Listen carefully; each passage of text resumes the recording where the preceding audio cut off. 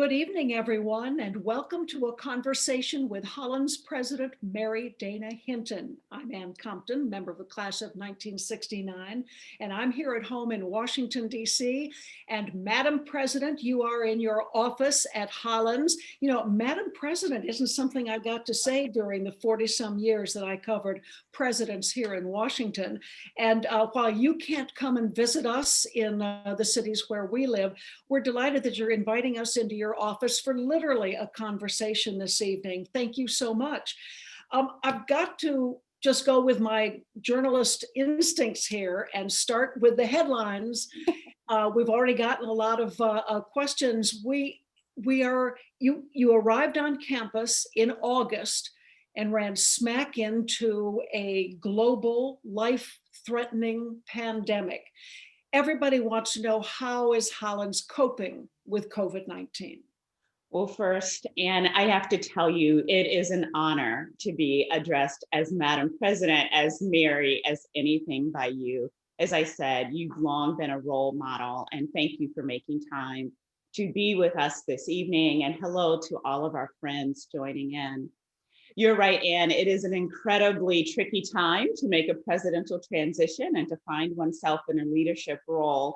But I would say that Hollands has not just coped with the pandemic. I would argue that Hollands has thrived at this moment.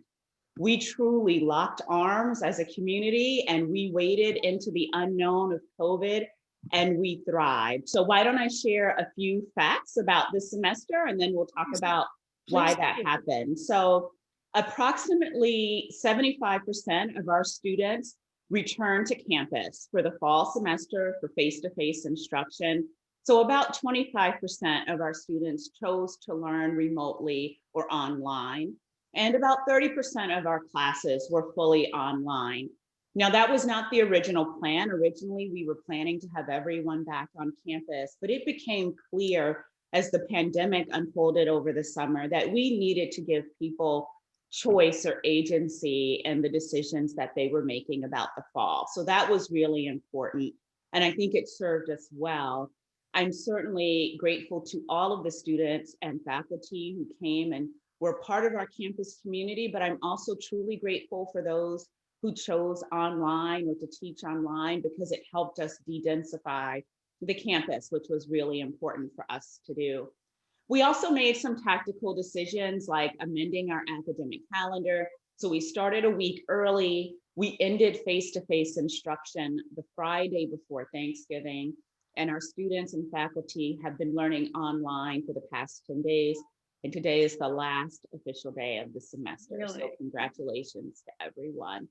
Could they choose whether to come to campus? Was it a voluntary thing? Did you have to have a certain number coming back to make it worthwhile? That's an excellent question, Anne. And so we did give people the choice. Now, before we made that decision, we actually did a survey of our faculty, staff, and students. Our highest response rates came from students and faculty. So we knew from that survey that about a quarter of our students really wanted the chance to learn remotely, to be online. We knew that about 20% of our faculty would make a similar decision. So we did our due diligence before we made the decision to allow people to choose. But that's one of the real leadership lessons of this moment. COVID doesn't entirely respect your plans. And so while we had one set of plans, going into July, as the pandemic began to evolve, as we saw this surge popping up in August, we had to be flexible. And again, that's not the easiest way to lead. It's easy to make a plan and stick with it and charge forward, but we really had to embrace flexibility. So we knew about what to expect. The numbers landed largely where we expected they would, but we just had to be open to what could unfold. So we had a whole series of town halls with our community this summer, students, faculty, and staff, that explored 3 scenarios, the cascading consequences of each scenario. And one leadership lesson I will say that I've taken away from this is to bring people into your thinking and how you will make decisions as you're going through a process when there's so many unknowns. So that was really helpful. And I have to say, it paid off. Over the course of the entire fall semester, we had a grand total of 15 COVID cases. Only 2 of those cases were among our residential students. So, and the remainder were self-reported among faculty, staff, and commuter students. And we saw that align with the surge we've been experiencing in Southwest Virginia. So we are so proud of the comprehensive testing protocol that we developed with our partner Co-Verify Health. And our incidence was incredibly low of COVID on campus, but we had a rigorous testing protocol to help. But Anne, I will tell you, I think that what ultimately made the difference was not just the protocol. It wasn't the whole host of COVID related rules. It wasn't the consequences that were attached to those rules. What made the difference was we developed a culture of care on our campus, and every person in our community took responsibility for ensuring our communal health and well-being. And that culture of care, I tell everyone, was fueled by the love and commitment to one another for which we're known at Hollands. It was love that powered this semester. It was love that allowed us to hold one another accountable. It was love that made some folks go get COVID tested, 5 or 6 times because they were randomly selected. So that culture of care, that statement of how we would take care of each other, is really what enabled us to thrive this semester. So all things considered, it could not have gone better. That's wonderful. Did you restrict where people could live on campus? Did you have just a few dorms? I mean, where are student houses, and what happened? I've gotten one question to the new housing up on what was Faculty Row back in my day. Faculty Row is now our beautiful apartment village, and we opened phase 2 of the apartment village in the fall. We opened on time. And we do have students in all of our sort of central residential facilities. So we had students in the new apartment village. We had students in the Hill houses and Tinker and Randolph. So we had students on campus. One of the things we were required to do by the state, though, is to designate quarantine space. And so the apartments across the street on Williamson Road, those became our quarantine and isolation space. So students were only over there if they needed to be in quarantine and isolation. And that's a really significant part of managing COVID, is making sure you have appropriate quarantine and isolation space. Yeah. How about the medical staff? The infirmary used to be what's now the alumni house. How do you have medical help on campus? So our alumni cottage has indeed reclaimed its glorious infirmary history. It was our testing location this year. So if you were to go into alumni cottage, you would walk in one at a time. We're always 6 feet apart on campus, and you'd be welcomed and registered for your COVID test. We had a really outstanding way, a sort of HVAC in alumni cottage, so that we would minimize exposure for our outstanding health and counseling staff who were in there and helping with the testing, helping get students through. So, and we tested every single person on campus when they arrived on campus. So we brought students back to campus over the course of about 10 days.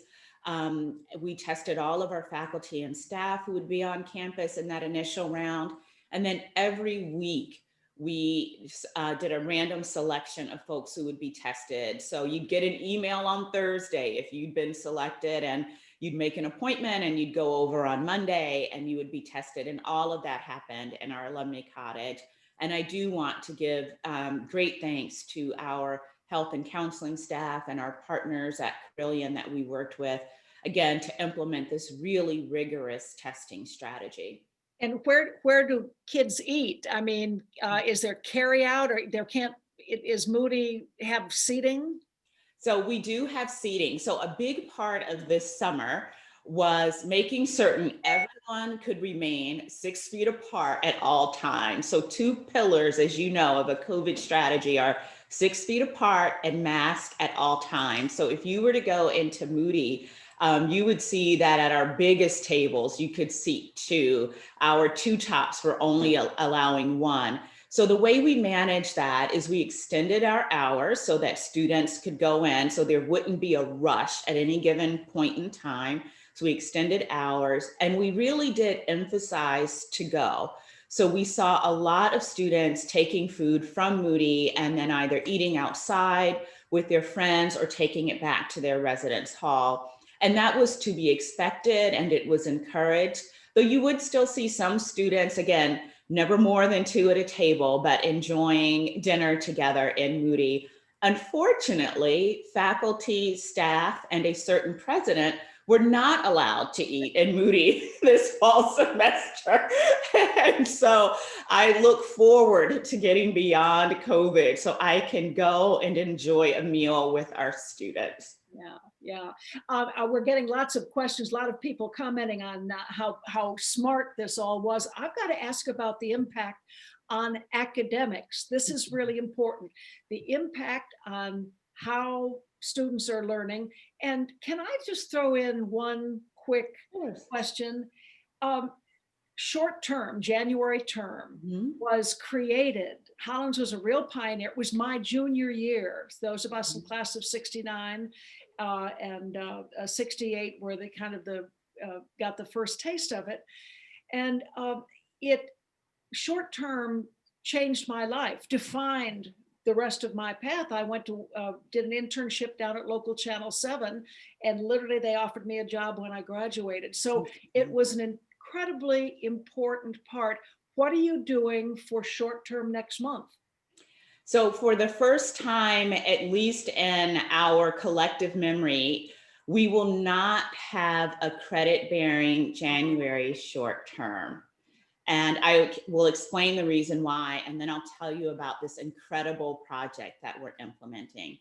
So one of the keys to managing COVID successfully is making sure that you have the quarantine and isolation space. So if there is an exposure, you can quarantine or isolate. But it's also important that if someone has symptoms and we do a COVID test, we have to have a place for them to reside while we await their test results. And so what happens is when someone has traditional cold symptoms, we do a COVID test. And then unfortunately, they have to be in isolation. And our turnaround time has been pretty rapid. We use PCR testing, which is the more advanced, more reliable test. And it's about a 48-hour turnaround. The reason why we had our students, and my heart aches at the quiet on campus right now, but the reason why our students left before Thanksgiving and won't be returning until early February is we know that given how aggressive we are with COVID testing, when students have cold symptoms, flu symptoms, it would not take long to both fill the quarantine and isolation space. We anticipate that with being unable to be outdoors more often, we would likely have seen an increased spread of COVID. And right now, Southwest Virginia is in a significant surge. In fact, Governor Northam today implemented additional restrictions for the state. So we made the right call with having our students go home and remain home until early February. That was also important because we won't have spring break in the spring, similar to this fall. We didn't have any breaks until the semester ended. Well, it would be nearly impossible and perhaps cruel to ask students to be in residence for 18 weeks without a break. So we needed to find a way to navigate that. So by privileging, I saw a question just go by. I think it was from Bunny Folks, class of 67. Will the vaccine, when it becomes available, will that be mandatory, not just for students, but for faculty, staff as well? so that decision, and we had a call today with members of the governor's team, And that decision is one that they're working on right now in Virginia. So we need to let that process unfold before and see what the legal requirements are with that before we make a decision. But we have that on our first cabinet agenda meeting in January is the topic of our vaccine policy. So we are developing that right Real now. quickly, I do, because I want to get to so many of these questions that are coming in. I do want to ask again about the actual academics in Yeah. the subjects. Will the student, are they taking the same kind of load of classes? How are everything? I guess in my day, we couldn't do all of our papers electronically or submit or or see teachers Right. remotely. Maybe we're lucky that this came along in an age where students and faculty do have more ability to connect than we had even a decade ago. That's absolutely right. And so let me say first, I want to explicitly and forcefully thank our faculty for their work this semester. Without a doubt, they gave everything they had to make this semester work academically for our students. And so I don't question at all the academic integrity, the academic quality, the academic rigor of the program.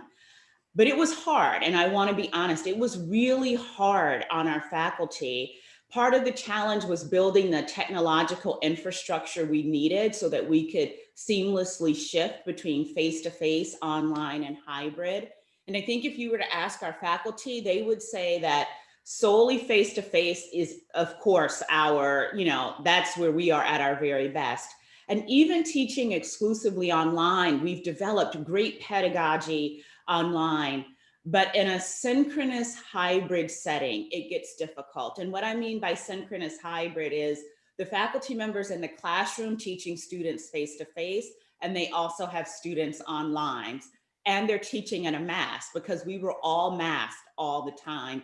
So navigating the face to face and online was really challenging and takes every sort of teaching trick you have to pull off. And as you know, Anne, at Hollands, it's not only about the content that you're learning in the classroom or, those conversations. Our students and faculty build deep and lasting relationships with one another.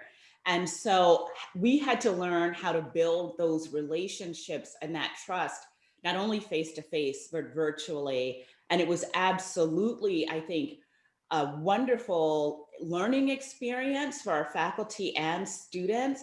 And they just did an outstanding job. And I'll share one fun fact with Sure. you. Between classes and events, Hollands University spent the equivalent of 2,701 days on Zoom this semester. That's how much we were online. I am getting a question. I think it was Susan Strahan who just asked, what about labs, chemistry, biology? What about those art? How do you cope with those specialties? Yeah. Well, I will say one of my favorite photos from the fall was one of our art faculty members teaching out on the front quad, and you see the students 6 feet apart in mask and painting, and that was extraordinary.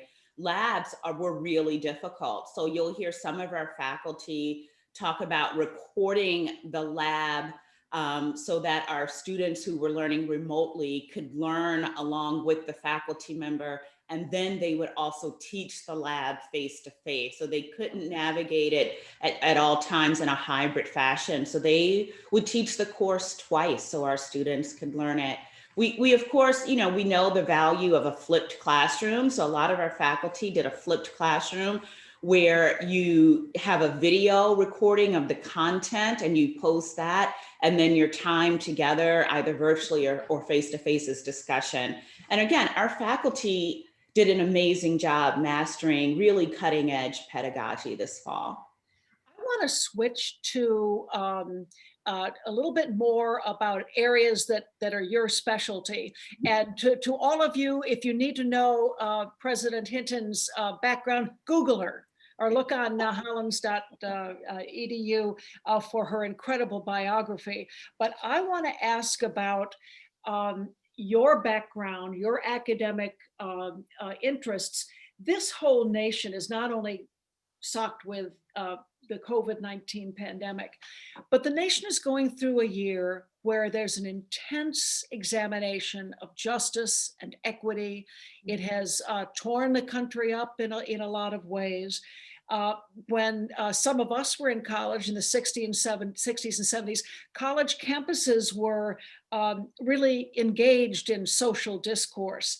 Deborah Susan Abbott of 74 asks, what is your vision for cultivating social justice leaders among the students at Hollands? Does that get shoved aside, or is that a theme that you can carry through?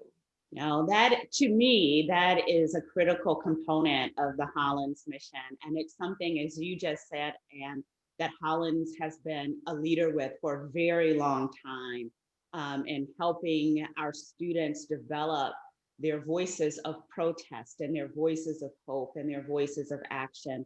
And we have certainly done that this semester as well. And we've done it in so many ways. I'm so proud of our Hollands community that in this moment of pandemic, in this moment of racial reckoning, we've chosen to look with clear eyes at what works really well at Hollands and where are we excelling and where do we need to really reflect and do some hard work. And our students are leaders at that work. So this summer, I talked with nearly 200 community members about issues of justice and equity and inclusion. And I learned the heart of Holland. And we held our first annual Leading Equity, Diversity, and Justice Day. And that was amazing. Our students are a generation that cares deeply, deeply about justice. They care about equity. They care about supporting one another. And students are holding us to, I think, an appropriately high standard in terms of how we live into our mission, in terms of how we ensure every student is seen and heard and valued. And I am grateful for that. I hope that you will see that we are being very proactive in developing our students' voices, not waiting for an issue to arise and reacting, but instead identifying the issues where we should have a voice and a perspective and where we should be taking action. And we've done that. Again, we've locked arms. We've sat in this uncomfortable space together. We've heard from one another. And we've decided that because we love one another, because we love Hollands and her mission, we are going to work every day to be our best selves and to help our students learn how to use their voice of protest and of hope so that they can go out into the world and be leaders. Emily Teller is asking, what is the breakdown at Hollands right now in terms of demographics, the demographics of students? That's a wonderful question. So Hollands currently has about 10% of our students are international students. Approximately 30% of our students are American students of color, and the remainder are majority students. Within that population, you'll find that about a third of our students are first generation college students, and about approaching 40% of our students are Pell eligible. And what Pell eligible is, it's a proxy for low income students. So overall, Pell eligible students have family incomes at or below $50,000, with the majority having family incomes between $30,000 and $50,000. Well, thank you. That's good to know. I'm going to get, because our time here is limited, I'm good at watching the clock. I want to ask a couple of questions from the Hollands alums who are watching. This one regarding apparent devaluation in high schools of humanities versus STEM courses. And I've seen a couple of people have said, like Buddy Folks has said, I've got granddaughters who are, sophomores, juniors in high school. How are you attracting students? This is what Alala Harrison Salibi writes. Her daughter has spent 10 years as a college admissions recruiter for her top tier alma mater. She has not had a single applicant who named that humanities was their choice, probably major, even though their favorite subject was history or language or English. But the high school students have been told if they couldn't get into an elite school, unless they were a STEM student. Is that Mm. true?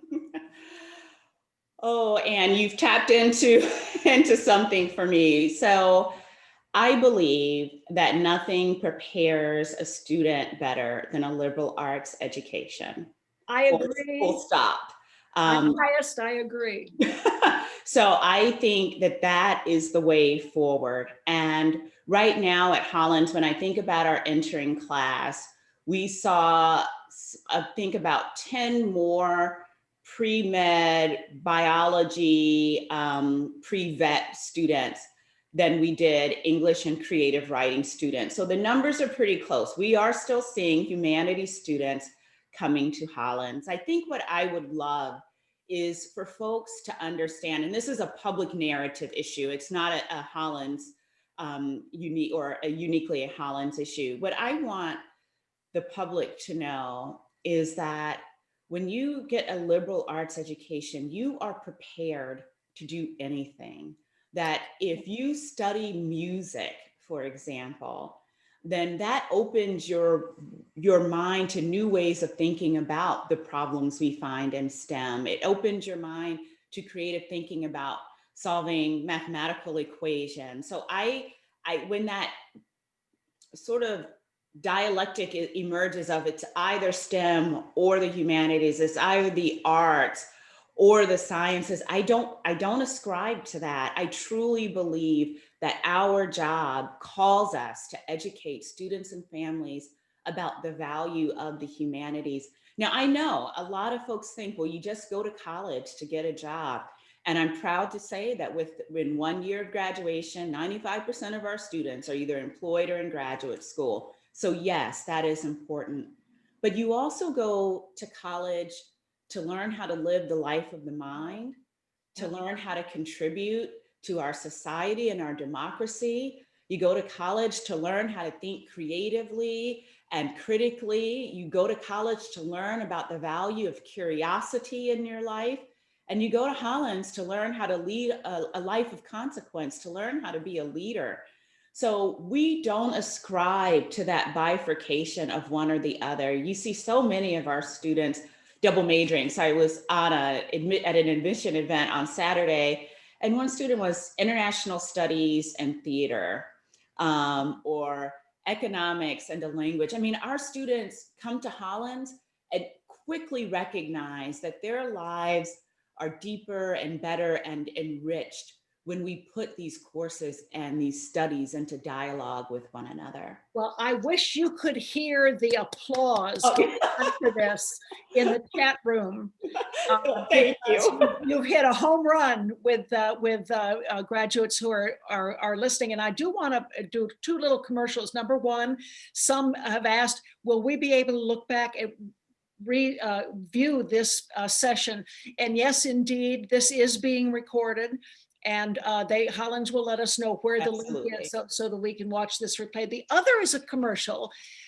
President Hinton, it has just been announced, is getting is known for her engagement, not just in colleges, but in the organizations that support particularly independent colleges like Hollands. She is about to receive on January 5th the Courageous Leadership Award from Credo, which is a consulting company which has long supported independent schools. And they describe her as an active and respected proponent of the liberal arts. Her leadership reflects a deep and abiding commitment to educational equity and the education of women. Mm-hmm. And her scholarship focuses on higher education leadership, strategic planning, the role of education in peace building, African-American religious history, and inclusion and equity in higher education. And I'm congratulations on that award. When are you going to write your next book? Well, Anne, thank you kindly. I have to say that award goes to every person I've ever worked with, because as you know, a leader never works in a vacuum. And so all the success we've had at Hollands this semester goes to every person on this campus, to every member of my cabinet and everyone else as well. So thank you for that. when am I going to write a book? Well, I've been working on one for a while, but it's sometimes hard to find time to write in this role. But I will say, Anne, in this book that I've been working on, I talk about how the liberal arts changed my life. And so when we were talking about, what options should young adults have when they're choosing a college or when they're thinking about majors, that's actually deeply personal for me. I will confess that. As someone who grew up in poverty, who didn't know what life options were going to be, who was a first generation college student, I actually wanted to major in art history. And one of my family members was like, "You'll never get a job." So I majored in psychology, not knowing you also don't go off and become a psychologist when you walk out with your BA degree. And I share that story only because the liberal arts open up a whole world. We don't teach students what to think, we teach students how to think. And if you're going to be a leader, you have to learn how to think. You have to learn how to hold discrepant ideas in tension with one another. You have to learn how to engage diverse perspectives as you're solving problems. You have to learn how to step outside of your own experience and think about the experiences of others. And that's what the liberal arts teach us, and it changes lives. And so my commitment to leading and my commitment to the liberal arts comes because I know what a difference it can make in one individual's life and in the life of a community and in the life of our country. Ann Carrick asks, how does Hollands ensure that students are hearing differing points of view regarding important issues when universities historically have been leaning in one direction rather than another on political views? And I think in my experience 4 years ago during the election, I had been awarded a political Institute of Politics fellowship at Harvard. And even the Republican club at Harvard couldn't support the Republican candidate. And it was a kind of a one note campus. But from what you're describing, a priority for you is the idea of inclusion and understanding and listening. Yeah, that to me is so important. It's interesting, and we talked about this a little bit earlier, and when we were on, when you think about this generation of students, so our current seniors were largely born in 1998, 1999. Our first years were born 2002 to 2004. They have not witnessed a United States where you saw lots of civil dialogue, where you saw thoughtful and informed debate. They've really experienced division. They've experienced how do we shout over one another. And so I think it's really important that we be intentional in helping our students learn to use their voice for what they believe in, helping them to discern what matters to them, helping them to understand why something matters. So when you think about why an ethics class matters, it's because that ethics class can help you interrogate your economics class. It can open up perspectives. I just think that's so important. Again, it's not to teach students what to think, but how to think, how to challenge their own experiences and ideas, and to respectfully challenge the experiences and ideas of others and to hear from one another. I often think about the fact that just this generation has always had the internet. Like they've always had access to the web. And for most of them, the iPhone came out in 2007. So probably our oldest students would have been 10. So they've always had access to smartphones. So they've had unlimited information in their hands for well over a decade now. Our job as a liberal arts institution is to help them take that information and translate it into knowledge, because those two are not the same thing. Information is not knowledge, it's information. It's when you bring a lens of inquiry and curiosity and thought and care that you translate information into knowledge. And even more, I think our job and what we do so well is help our students translate that knowledge into wisdom. And we do that through the one-on-one conversations, through relationships with faculty, through undergraduate research, through our, global studies. So we are helping a generation that has unfettered access to information translate that into knowledge and wisdom, and they can decide for themselves about these big political issues. I don't have to tell them. I have to give them the exposure to make good decisions for themselves. And I would highlight one thing you said. I think as a reporter in the last year, one thing I don't hear my fellow reporters asking is the simple question, why? Why do you feel that way? Why do you support that position? That's right. And asking why and then really listening makes a difference. I want to hit a couple, before we run out of time, a couple of more questions from, you wouldn't believe how many are pouring in here. Sally Shaver, class of 64, asks about money.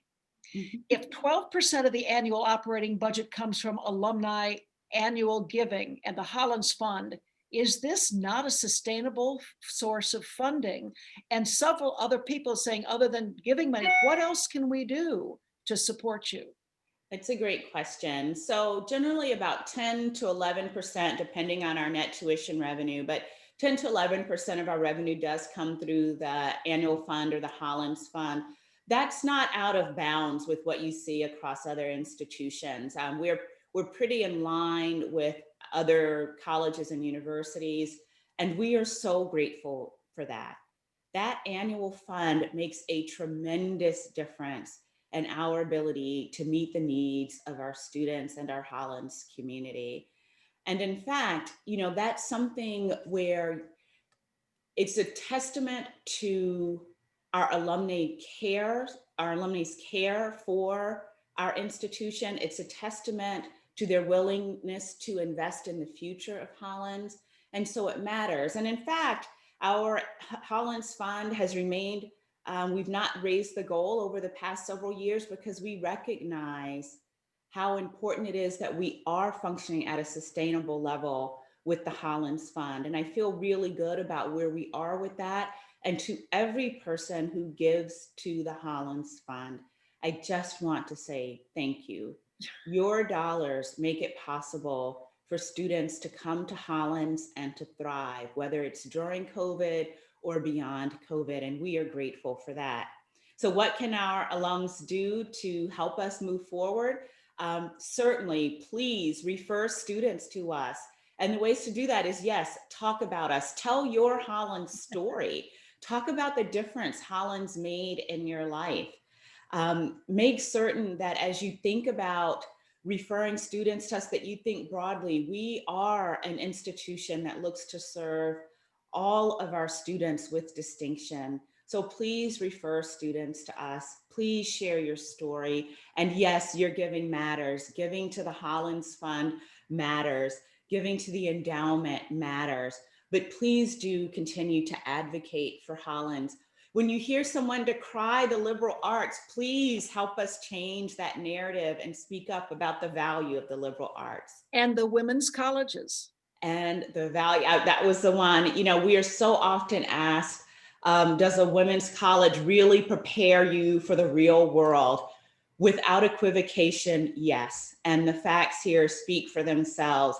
Women's college graduates are the most likely to get a PhD. Women's college graduates make up only 2% of the college graduates, but make up 20% of the women in Congress. And a third of the women who serve on Fortune 100 boards come from a women's college.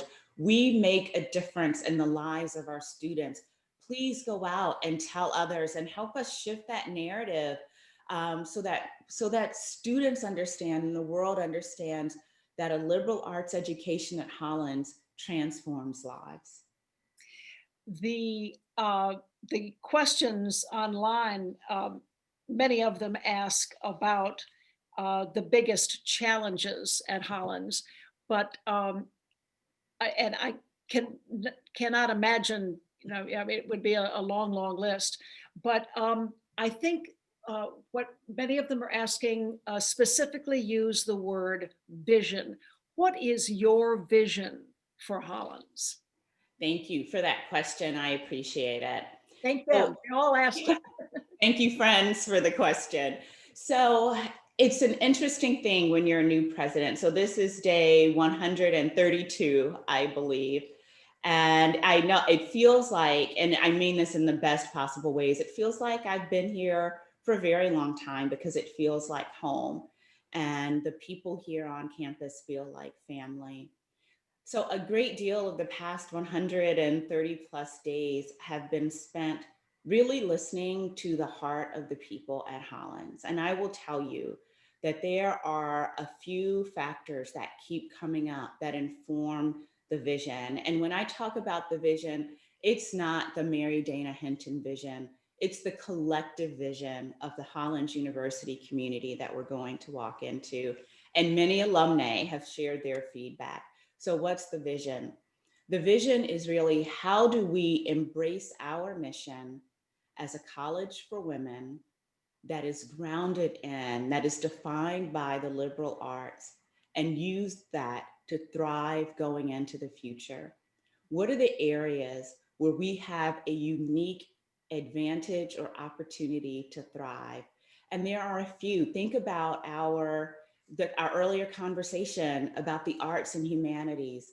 How do we further that in the 21st century? How do we leverage what we've learned this semester about online learning to further the vision of Hollands, and how we engage with students and invite them into the classroom? So the liberal arts will remain our foundation, and I want folks to be assured of that. But my vision is that there's a unique voice and role for Hollands in the future. And at the undergraduate level, that means giving our students the experiences that are transformational, whether it's through our general education program, J-Term, our experiential learning at the Rutherford Center, the Baton Leadership Institute, and more. But drawing and amplifying women's voices continues to be a priority.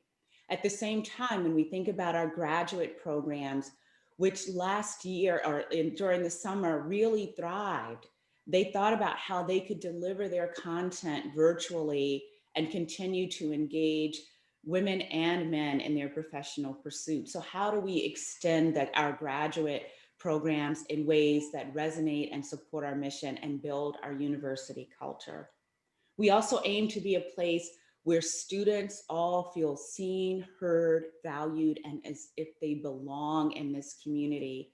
Right now, belonging is one of the biggest challenges on higher ed campuses, and I think Hollands has a unique contribution to make there, including diversity, equity, and inclusion, but not limited to that. So we need to ensure every student is valued and understands her sense of worth on this campus, and we're working towards that. So if you think about our liberal arts foundation, amplifying those academic programs that really help build on our robust history in the humanities and the liberal arts, and engaging STEM, because that is a place where we can make progress. I like to think about STEAM, though I hate that acronym. It's STEM plus the arts. So how do we think about STEAM? How do we continue to develop women's leadership voices? We're ranked the fourth most politically active student body. I think we're 16th most active student government. How do we invest in and amplify those strengths while we continue to innovate on the horizon? Uh, because so much has changed this year, um, I'm curious whether you find anything at Hollands which gives that kind of stability to the community. What's stayed the same?